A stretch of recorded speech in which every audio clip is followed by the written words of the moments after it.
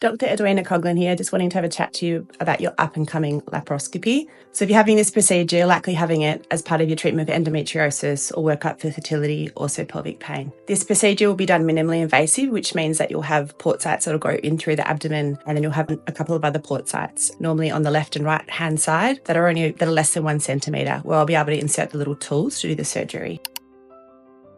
I guess the common things to think about when you have this procedure is 1 in 2 women wake up with a sore shoulder, and that's from the air that we put in as part of the procedure, and that tends to resolve over the next few days. About 1 in 30 women have an infected belly button, and so they may need to have some antibiotics in the preceding 3 weeks. Things like bleeding or bruising around the port site is quite common. You can also have some increased bleeding vaginally because we touch the cervix and manipulate that as a way to help us do the procedure.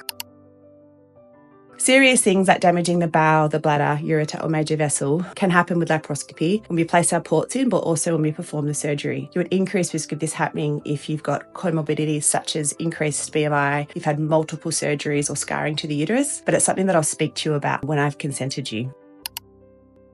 It's important you read the Laparoscopy pamphlet that I gave you in terms of expectations around the surgery and recovery. Remember, most women will be able to go home on the day of the surgery. Sometimes you do stay in hospital if the surgery has been quite extensive or you've got increased pain. We try to get you home, but we want you to take it easy for the next 1 to 2 weeks so that you can recover from the surgery. You won't be able to drive for the next 24 hours after your operation, and normally we'd say to take, around 2 weeks off from work. You also need to not be able to do any, exercise or going to the gym for that time. We'll normally have your results back within about a week, and I'll call you with those. I'll try to give you as much information as possible on the day about what's happened in the surgery. My nurse and I tend to call you at a week, and then of course I'll see you for follow-up to discuss things further with you. If you've got any further questions, reach out to me or the rooms and we can talk you through this in further detail, and just make sure you read the written information that I've given you around your surgery.